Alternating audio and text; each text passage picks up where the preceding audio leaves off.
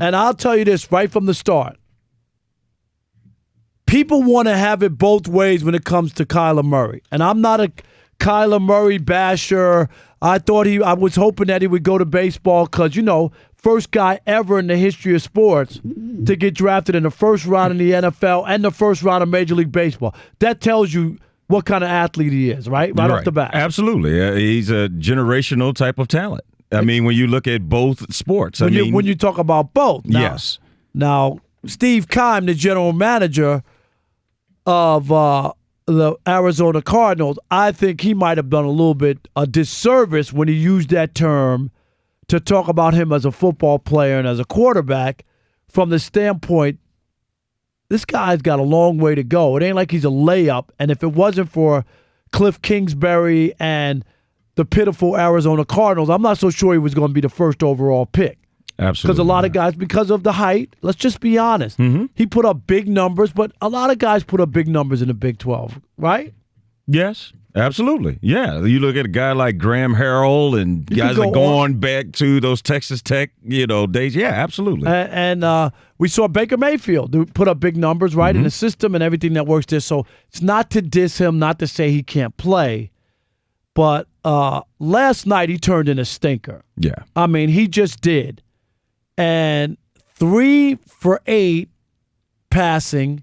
What did he have, Rob G? 12 yards or 14? 12 yards. He had a couple of penalties, false starts. Sacked for safety. Got sacked a couple times. Looked a little, wasn't poised in the pocket, panicked, didn't know what to do. And here's what everybody will go, it's only one game. It's only the preseason. Why are you picking on him? It's only what? Stop it. And I'm like this. Had he had a big night, people would be pounding on their chest talking about, you see Kyler Murray last night? Yeah. I told you he's going to be this. He's going to be that. You can't discount the preseason when it's bad and trump it up when it's good. Yeah, you can't do that. You cannot do that. But, I mean, if nothing else, he showed a lot of the red flags that a lot of the NFL executives were pointing to during the draft process and everything else. I mean, he looked like a guy that was, hurried. He looked like a guy that was trying to adjust to the speed of the game. And I mean, when you're going against, number ones from the other team, that's completely different than going against the number ones on your own team. Right. And so I think that, they have a long way to go. But the thing about him that really interested me was when he did his interview on the sidelines with Lisa Salters, he said, it really hasn't been that big of an adjustment, and we aren't, rolling out everything, and I believe that this, offense will be successful in the NFL, and I just, I appreciate the confidence, and I feel like if you are the alpha dog, you are the quarterback, and they have given you the keys to this organization, you have to have that mentality. There's no doubt. But you haven't played a regular season NFL down yet. You don't know how the speed is going to change just from preseason to regular season. Do you think he got a dose of the difference between the speed in college and the NFL last night? Absolutely. And I think that, in college, he was a little guy that was faster than everybody. And now he's at a level where the guys are bigger and just as fast or faster than him. The reason a lot of guys can't make the transition to the National Football League is all about speed. That's why a lot of guys can't play. You're 100% right in why. And if you can play football, but if you can't keep up with the action, right? You can't play. You cannot play. Those guys are big and fast. It's a great point. But also, too, Rob, you have to look at the fact that everyone wants to compare him to Russell Wilson and Drew Brees. And, yes. Short in stature. Short in stature. But Kyler Murray is more athletic than all those guys. But is he smarter than those guys? I mean, because you look at Brees and you look at Wilson and the intellectual level that they're at, I mean, that's what makes them a good quarterback along with their athleticism. But Drew Brees is 40 years old. But he's not running around like that anymore. Here's another thing that bothered me, and I saw last night. The Cardinals are bad, okay? They're Yes. really bad. So is there a chance that they can stunt his growth because, do you know what I mean? Yeah. There's not the support around him player-wise for him to be able to do the things. Yeah. Because the Raiders played it like it was a regular season game. I mean, most of the time, you take the foot off the gas. You're not, trying to get after the quarterback in a preseason game like that. He was running. He was in duress most of the game. Yes, he was. I think that, it's he is not in a good situation. It actually kind of puts me in the mindset of Zion Williamson and why he is going to probably have a better rookie season. And I know it's a different sport, but Zion is going to a team that's actually already pretty decent. No, right.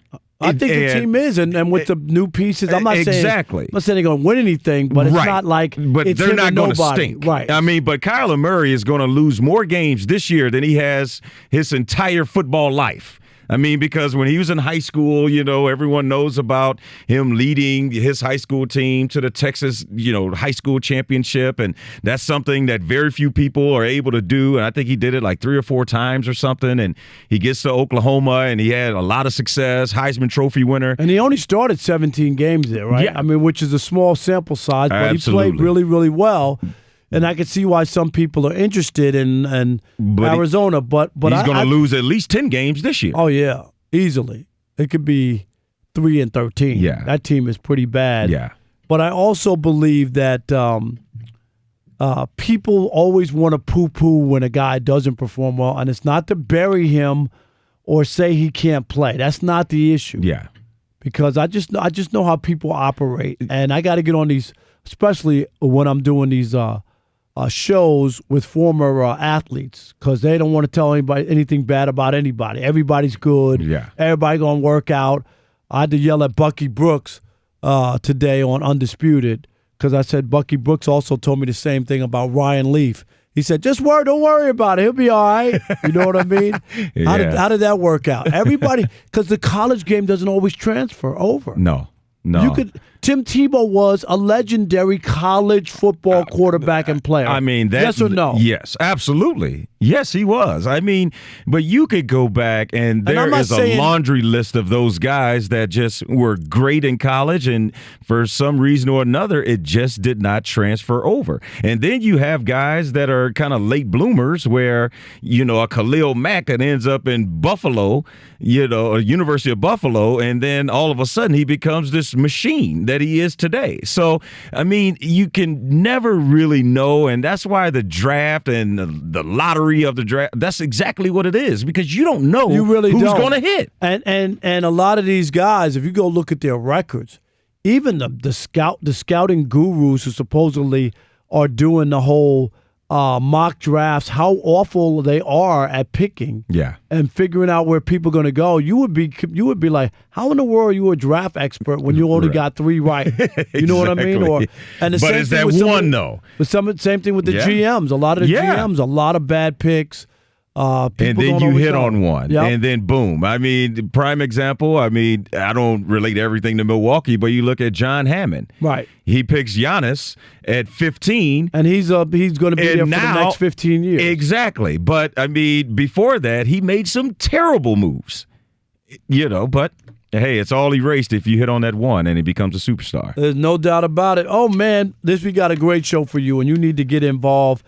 Did Kyler Murray's performance last night make you think that he made a mistake maybe picking football over baseball? Because if he went 3 for 8, he'd be heading to the Hall of Fame if he was playing baseball, but that 3 for 8 was football. So now people are wondering, did you change your opinion a little bit about him? I know it's just one game. No one's saying he's going to be a bust or anything like that. Or should he maybe have picked baseball instead? I don't know.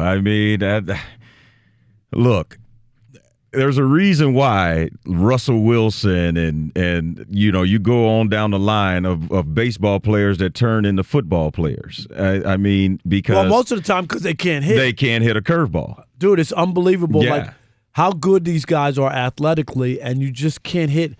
Tim Tebow's in the minor leagues, dude. Yeah. It's hard to hit a baseball, and we talk about it all the time.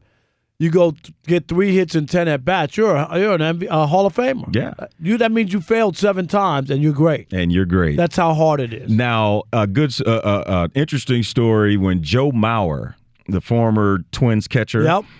he was the high school player of the year in both football and baseball. And Bobby Bowden was recruiting him in Minneapolis. He's from St. Paul. He went to Cretin, Durham, in St. Paul, Minnesota, with same high school as Paul Molitor, and things like that.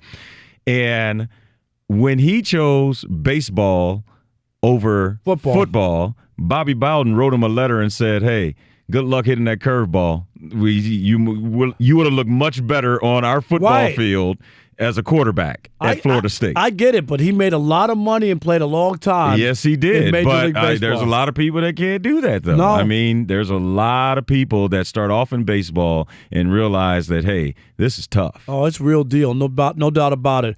All right, let's check in with our listeners, our couple listeners, of course. Deaver in North Carolina, you're on the Odd Couple Fox Sports Radio. What you got? Hey, man, thanks for putting me on the show. No doubt. Hey, I think he definitely should have played baseball. Not only would he been a cultural icon, especially for baseball trying to fix that problem with black kids not coming over to the game. You look at guys like Billy Hamilton. He's not a great hitter. All he got to do is steal bases, and hit a little bit. He'd have been a big-time icon in the game. I don't disagree. And he was, look at all the money that the Oakland A's were dishing out. They don't just throw around money to people. They really believed in him as a baseball player. Yeah. But I get the lure of not going to the minor leagues. Thanks for the call. We appreciate it. Not going to the minor leagues, going straight to the pros. And being a quarterback is the thing that I think swayed him. If he was playing any other position in football, he probably would have picked baseball. I think being the number 1 overall pick really swayed him. Regardless of the position, you can't turn that down. When you're the number 1 pick. That's true. But I think that also, too, that, like you said, if he would have performed well last night, people would have said, oh, my gosh, see, we told you he'll be fine. But because he didn't, now a lot of the things that were red flags before has resurfaced. But I don't think you can just all of a sudden just say he's going to be a bum because he had a bad second preseason game. No doubt about it. What did Michael Vick do in his second preseason game?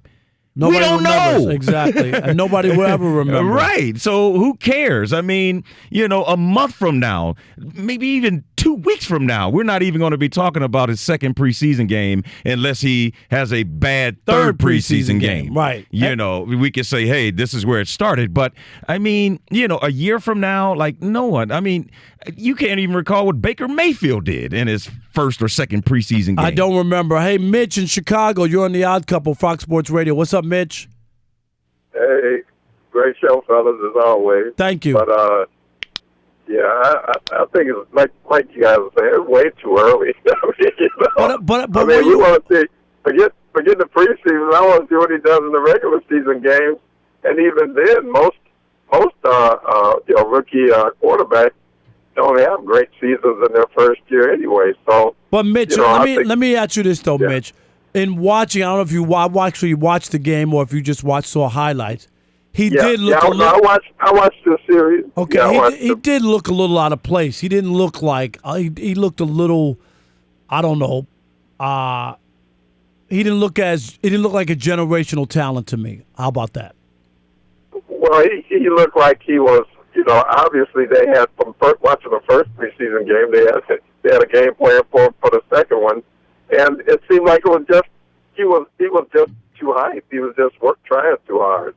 Even when the receivers were wide open, right. he was overthrowing them because he was just too hyped. And then the coach had to pull him, because you don't want to get him injured. Oh yeah, I think it was one of those things where. We appreciate it, Mitch. You're not going to play him a lot. It's just a preseason game. You're not trying to get the guy hurt. Yeah. And let's talk to Marty in Kentucky. You're on the Odd Couple Fox Sports Radio. What's up, Marty? What's up, Rob? It's good to talk to you this Friday. I've got to say that Kyler Murray's performance to me means absolutely nothing except, he's on a bad team, and football is the ultimate team sport. And I think choosing football is a smart move because baseball takes so much skill. You never know you're going to get out of the minors. And I believe, and I'm going to ask y'all this question, I believe so much that football is a team sport. Let me ask you guys this. If Kyler Murray went to the Patriots and Tom Brady went to the Cardinals, honestly, who do you think would have a better record this season? Oh, I mean, the Cardinals are awful, so Tom Brady would be in trouble. Easy. Right. Exactly. Easily the There's Patriots. no doubt about it. Yeah. There's no doubt about that. I mean, So you he's do not have going to look great. Yeah, you do have to have a team around you, no doubt about it. That's what I'm saying. But are you afraid that he might have his growth?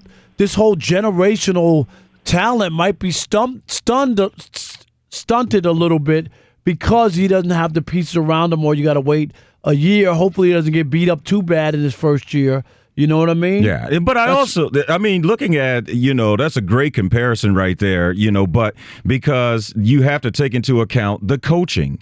I mean, you're talking about a rookie quarterback that has a first-year head coach on a bad team. Like, that is a bad combination right there. He wasn't even good at Texas Tech. Exactly. That's what I am tripping off of. Like, no one wants to talk about that. How did Cliff Kingsbury become available? He got fired in Lubbock, Texas. Right. So, and then all of a sudden you become this hot commodity. Only because he had a cup of coffee and a sweet roll with McVay, who's the NFL hotness. So anybody who came in contact with McVay, all of a sudden started getting jobs. That's really it. And a 2-week position at USC. And then all of a sudden, he's the hot coach. And, I mean, guess who else benefited from that? The new Bengals head coach. Right. Zach Taylor, I think his name is. He's another one. And Matt LaFleur in Green Bay. That's what I'm saying. These are all guys because they saw him. They saw what happened. So, this is all sports leagues are copycat leagues. Yeah. You know that. So if something works, they go, oh, wait a minute, we need to get a new young guy as well. So that's where we are. So you know what I'm expecting now. What's that? Because I'm doing this show with you, I'm going to have my own radio show real soon. Is that how it works? I mean, hey. I'm not the new hotness, though. Hey, I'm the old hotness. B in Louisiana, you're on The Odd Couple, Fox Sports Radio. What's up, B? Yeah, I wanted Kyler Murray to play baseball because I felt he could have been a great baseball player. And, because he was such a good college player in football, I wanted to show that. It's kind of like the Bo Jackson thing, although Bo was a great football player as well. Right. But the whole Sean McVay, I don't have a problem with Cliff Kingsbury. I think Cliff Kingsbury has a great mind. Sure, he was fired at his alma mater in Lubbock, but that doesn't mean he's not a good coach. Nick Saban was a horrible NFL coach, and he's, numbers don't lie about his ability to coach at the college rank. So it doesn't mean he won't be successful. It just gives us a lot to talk about. No doubt about it, B, but I think the only thing that we're talking about is that just the Sean McVay phenomenon. You know what I mean? Like all these guys, because they had some sort of tie with him, wind up getting jobs. Yeah, but it's so interesting because McVay is so young and this is happening. I mean, because this is not the first time this has happened. I mean, you look at the Bill Walsh tree and how many head coaches that produced. Steve Mariucci and Mike Holmgren. And, I mean, the list goes on and on. They had like 6 head coaches to come from the Bill Walsh coaching tree. So, right. Down to George Seifert. So, I mean, this isn't the first time this has happened. It's just the first time it's happened, and the guy that is producing all of these head coaches is like 30, McVay is like 34 now, 33 maybe? Yeah, something like that. Yeah. Very, very, very young. Yeah. So as we go forward, I don't know, can we look, Rob G. or Manny, Kyler Murray jerseys, are they selling or they're not selling because it's Arizona? I'm curious. Yeah. Because he's one of these unique, and when people start to calling you a generational player, talent, I just wonder or not how big his jersey sales are. But that's a tough one because, I mean, the hype, around him isn't like it was when he won the Heisman Trophy. So he was number one in jersey sales back in April, but now as we get closer to the season. We'll see. Hey, it's the Odd Couple. I'm Chris. He is Rob, and we want to encourage all of you to subscribe to our YouTube channel. That's right. You know, you can listen to us on the radio, and now you can watch us as well, and it's fun. No question about it. And remember, all